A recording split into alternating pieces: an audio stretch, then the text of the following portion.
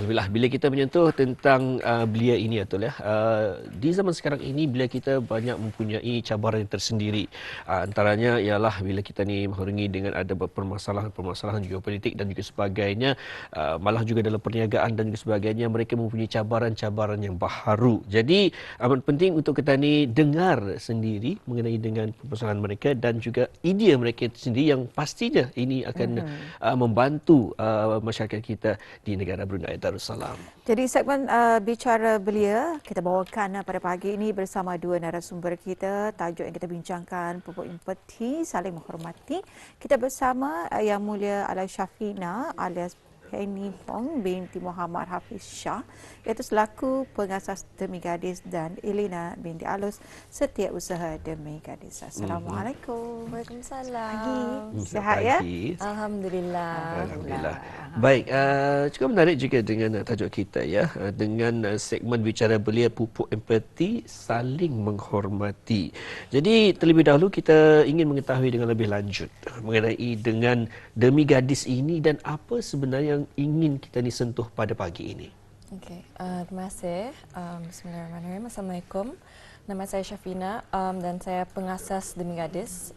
So in short, Demi Gadis ini adalah satu organisasi yang fokus kepada isu yang berkaitan dengan keadilan gender atau isu wanita. Jadi kami ditubuh pada tahun 2024. Jadi baru 2 tahun tua. Dan awal-awal this organization started off as a university assignment sebenarnya. Jadi masa tahun terakhir university in 2023, saya ada assignment untuk mengevaluate gender issues within the country di Malaysia lah masa belajar.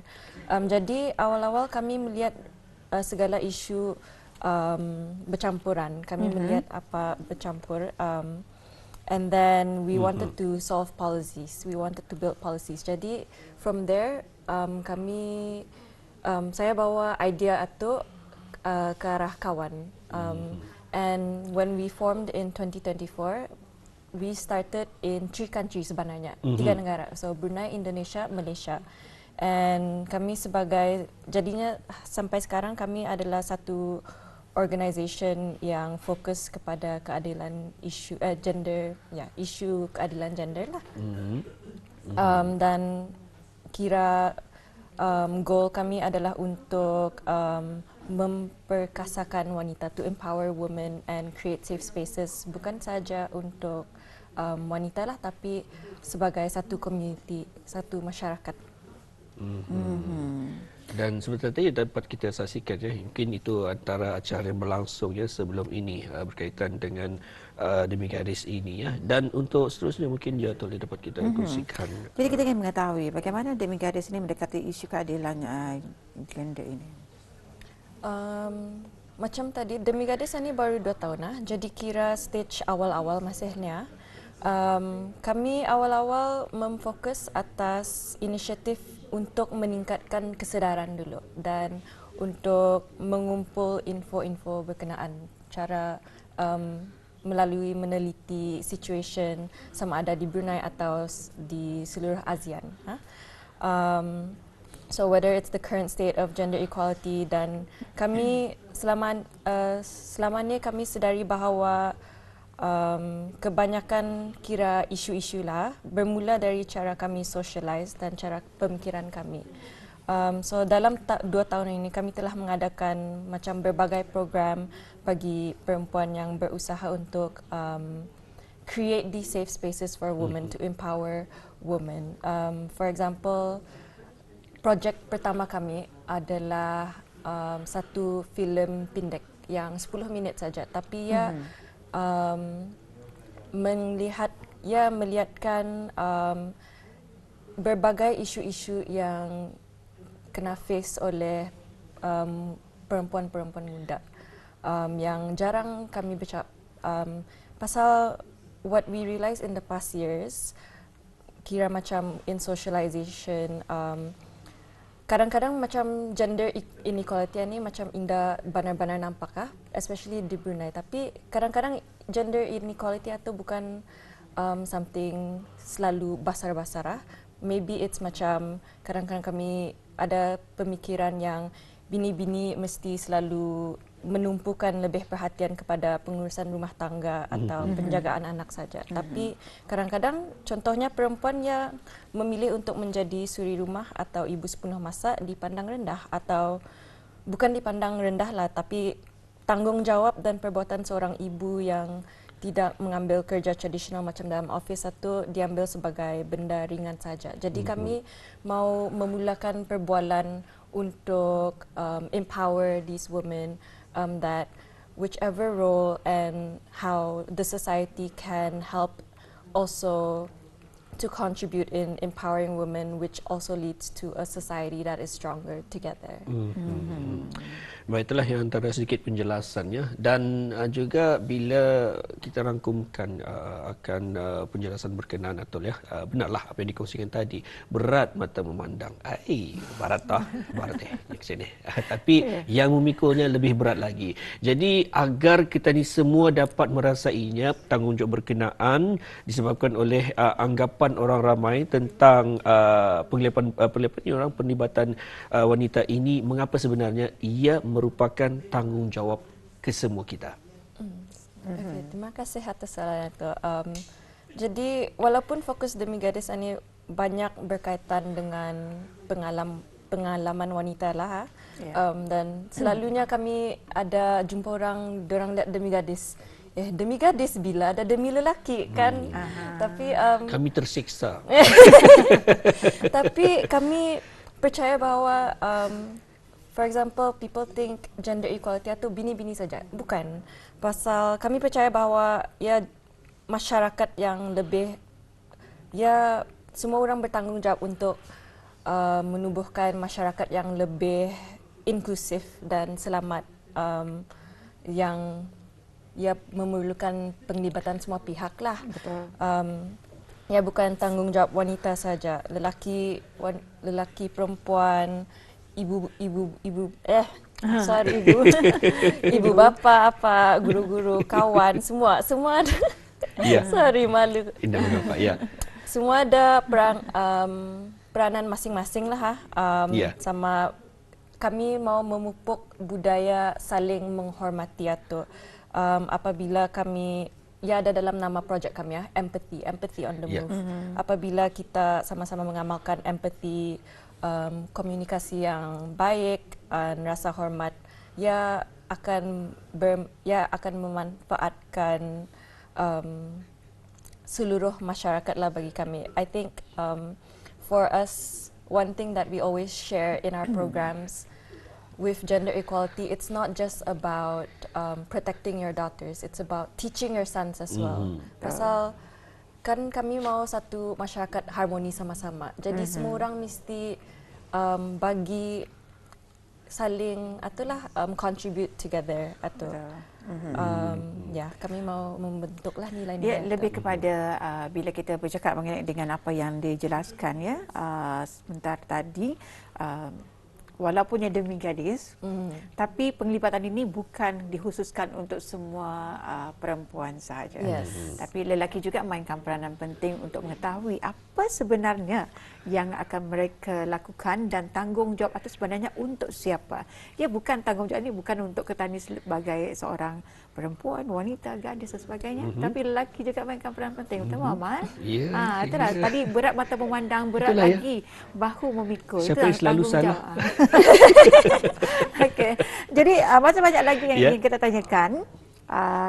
Jadi untuk seterusnya, apakah antara peranan yang boleh dimainkan oleh masyarakat dalam mewujudkannya, mewujudkan komuniti yang lebih selamat, inklusif dan juga saling menghormati? Siapa yang akan menjawab? Silakan. So pada pendapat kami, sebenarnya komuniti dan masyarakat yang lebih selamat, inklusif dan saling menghormati ini boleh bermula daripada perbuatan-perbuatan yang kecil lah, dari tingkah laku yang kecil. So ini termasuk macam pupuk empati, sentiasa mengamalkan empati, saling menghormati, selalu ready untuk mendengar sekiranya ada orang ada pengalaman yang berlainan kah macam itu. Dan yang paling pentingnya membawa perhatian kepada tingkah laku yang tidak sehat lah atau yang membahayakan. So it's calling out attention to harmful behaviors.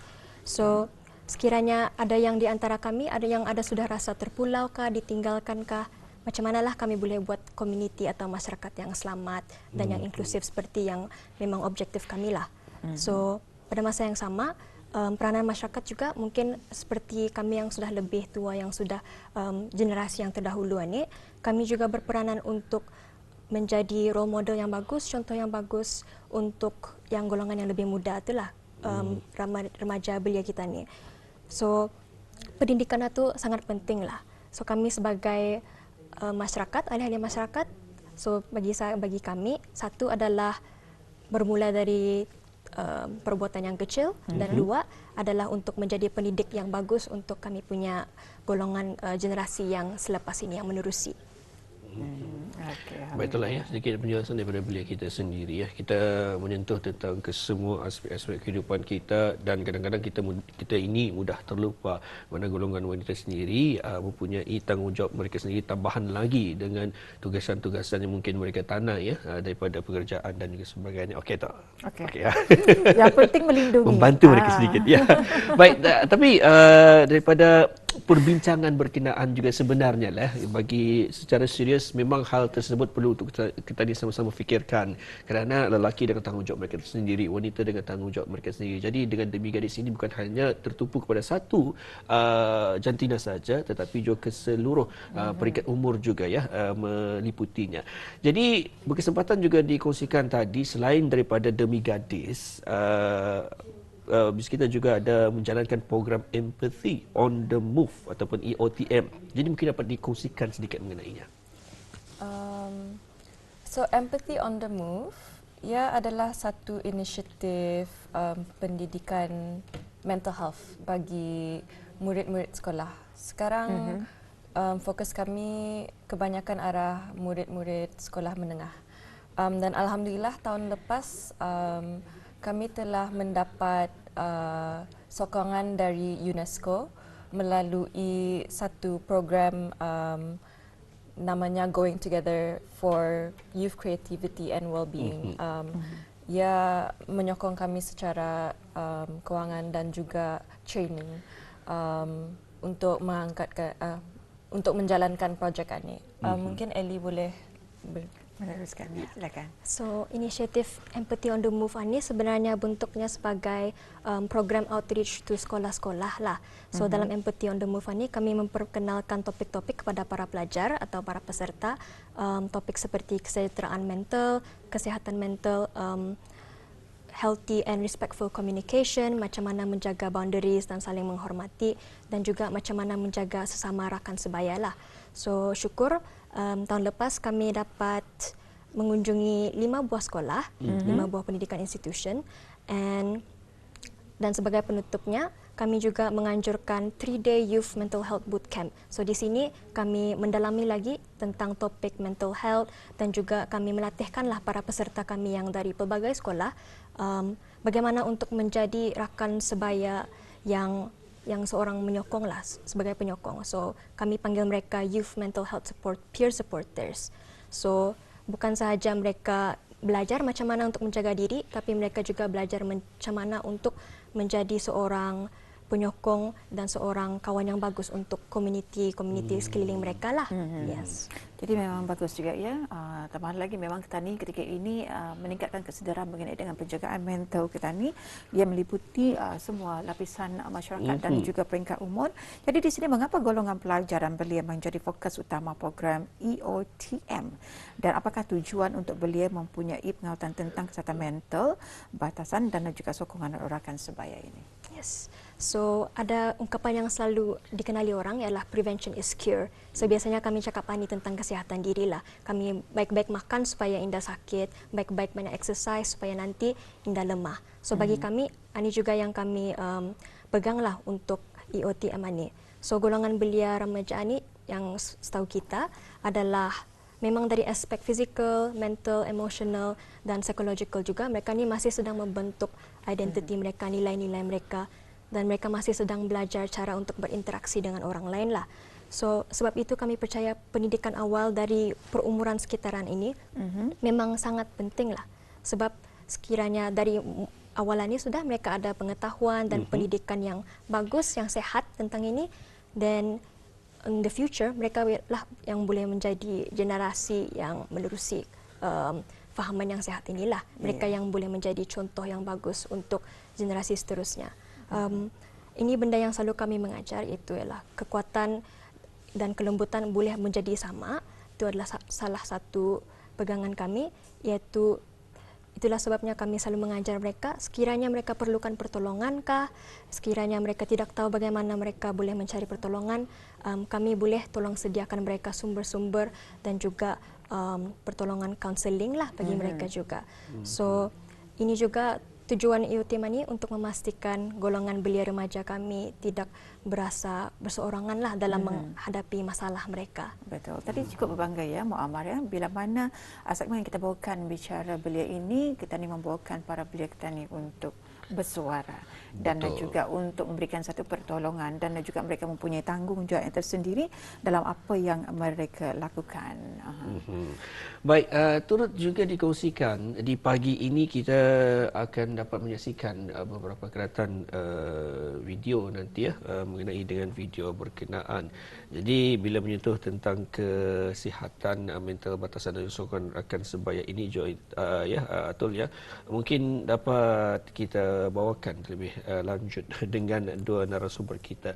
Bagaimana selaku ibu bapa mereka ini mempunyai tugasan yang agak berat lah ya, ataupun memang utama tugasan mereka. Jadi bagaimana agar mereka ini boleh terlibat dalam kesihatan mental anak-anak mereka? So jujurnya kami dua ni belum lagi ibu bapa lah, belum lagi kalangan ibu bapa. So kami boleh bercakap sebagai anak dan sebagai macam representative of apa yang kami dengar daripada pihak para peserta dan para pelajar lah. Salah satu peranan ibu bapa yang sangat penting adalah mereka mewujudkan suasana yang selamat dan yang tidak menghakimi bagi anak-anak mereka. So di rumah anak-anak mereka harus ada rasa tidak rasa dihakimi untuk mengongsi apa saja yang mungkin menjadi permasalahan mereka lah. So sebenarnya sewaktu kunjungan kami ke setiap sekolah, kami menjalankan survei dan mungkin memilukan hati sikit, iaitu kami berjumpa, our findings is that majoriti para peserta kami sebenarnya berasa tidak selesa untuk bercerita kepada ibu bapa mereka dan ahli keluarga mereka tentang apa yang menjadi mereka punya itulah permasalahan. So tentang perihal mental health ini mereka tidak senang untuk kongsikan. So kan ibu bapa ahli keluarga ini sudah kira ahli-ahli terdekat kepada mereka. Betul. So sekiranya mereka tidak mendekati orang-orang ini, kepada siapakah dan kepada orang apakah yang akan mereka mendekati. So kami takut kalau nada orangnya diorang akan mendekati hal-hal yang tidak bagus lah. So ibu bapa, kami faham juga memang susah untuk menjaga anak kami. Kami sebagai anak pun kadang-kadang sukar meluahkan perasaan, memang suka difahami. So kami punya message untuk ibu bapa adalah untuk sentiasa pendengarkan apa yang dikongsikan anak mereka, sentiasa hadir bersama anak mereka juga, dan selalu ada kesediaan untuk belajar bersama anak mereka lah. Dan juga yang paling penting, ini yang ada pernah dikongsikan oleh para peserta kami, mereka harap, I just want to see my parents smile at me. So mereka mau ibu bapa mereka senyum kepada mereka. So menunjukkan kasih sayang dan senyuman itu juga sangat penting bagi anak-anak dan mental health mereka lah. Itu menurut pengalaman mereka yang mereka pernah luahkan. Cuma senyum. Menginginkan ibu bapa senyum. Meluangkan masa. Meluangkan masa dan juga senyum. Ya Allah, macam kita ni baru terfikir ya Muammar Itulah ya. sebenarnya, jangan marah. Tidak. Itu antara luahan anak-anak. Sebab itulah kadang-kadang kita ni perlu sebenarnya memberikan satu persoalan kepada anak-anak kita ni, apa yang mereka tidak sukai kepada ketani. Ketani kan sering judge ataupun menghakimi anak-anak ketani. Betul. Tapi anak-anak ketani perlu sebenarnya ketani beri peluang untuk bersuara. Betul. Apa yang mereka tidak inginkan dari ketani. Mungkinkah kata-kata kasar, mungkinkah cara ketani bercakap. Tapi kan bila pengalaman ini disentuh untuk meluangkan masa. Anak-anak cuma untuk meluangkan masa bersama ibu bapa mereka dan juga senyum. Betapa ada powernya senyum itu Betul. untuk mereka. Mungkin je kalau dilihat daripada perspektif mereka Ya. tu ya. Kalau dulu perbezaan dulu dan juga sekarang. Kalau dulu mungkin senyum itu disebabkan oleh bapa-bapanya pemarah ni. Sedikit kena marah, sedikit kena ambat. Mungkinlah kalau dulu. Tapi sekarang ini adalah disebabkan mereka tidak mempunyai masa untuk anak-anak. Sibuk bekerja. Sibuk dengan telefon bimbit. Sibuk juga dengan arahan-arahan ataupun urusan-urusan yang lain. Jadi anak-anak bagaikan terasa tersisih. Mungkin itulah disebabkan. Jadi saya ingin menyentuh mengenai dengan telefon bimbit ini. Ini yang tapi memang betul ya. Sebab apa? Kalau telefon bimbit, ketani asyik melihat telefon bimbit skrin. Bila anak-anak tadi bercakap, ketani kurang menoleh kepada anak kita. Betul. Jadi seolah-olah mereka bercakap tidak wujud dengan ibu bapa mereka. Betul. Itu yang pernah diluahkan. Yes. Ya. Ini adalah hasil kajian mereka, Demi Gadis punya kajian, tapi sangat baguslah untuk pertolongan dan juga ini bukan satu tanggungjawab juga untuk memberikan kesedaran kepada masyarakat. Jadi bila saya mendengar, saya juga rasa macam macam ada rasa bersalah. Memang betul. Ya. Sebab apa? Anak-anak inginkan masa bersama ibu bapa mereka dan juga senyum. Ya. Itulah Itulah, betapa kurang. senyuman itu. Okey, tadi kita bercakap mengenai dalam video ya. Kita tinggal 4 minit saja lagi, Atul. Jadi kita berikan ruang lah ya kepada narasumber kita Betul. mengenai dengan video yang akan dipaparkan sebentar lagi ini. Jadi kita akan melihat ya. Ya, jadi kita saksikan bersama sambil-sambil itu mungkin apa dikongsikan oleh narasumber kita mengenai video berkenaan. Ya. Okey, tentang video yang kami akan menyanyikan sini, ia adalah satu trailer bagi projek terkini kami yang dinamakan Words That Wound. Ya. Jadi ada di-share tadi, beberapa bulan lepas kami ada juga menjalankan satu survey yang diedarkan kepada murid-murid sekolah menengah. Dan kami tanya soalannya, what was the most hurtful thing ever said to you? Apakah perkataan-perkataan yang pernah dicakapi kepada mereka yang sampai harian ni, derang masih ada efeknya, ada macam rasa pahit. Lepas tu yang video ni adalah fasa pertama untuk projek ini dan sudah kami upload part 1 arah Instagram kami. Ia menampilkan reaksi ibu bapa arah membaca quotes itulah. Dan kira kami mau raise more awareness apalah efeknya perkataan-perkataan yang tidak baik kan, yang negatif. Jadi itu base message lah untuk memperhatikan apa yang kami cakap. Ya. Okey. Baik. Jadi ada dalam video ini. Ada Ya. dalam video. Jadi kita saksikan bersama paparan video tersebut.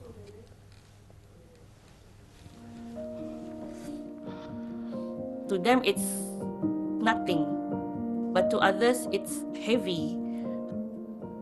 Nasihat yang baik ataupun jadi contoh yang baik, itulah.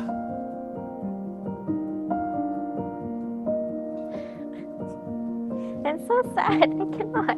Yang sepatutnya cakap macam mana, tambah lagi yang dicakapkannya ni ada age yang 18. I disagree on this.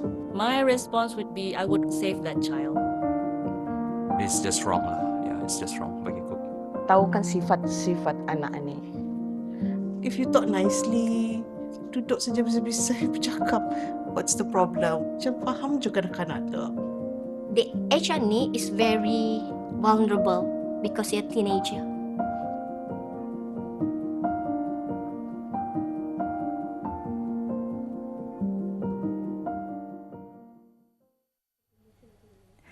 Okey, untuk lebih jelasnya, untuk mengetahui pengisian daripada video berkenaan, boleh melihat melalui Instagram Demi Gadis.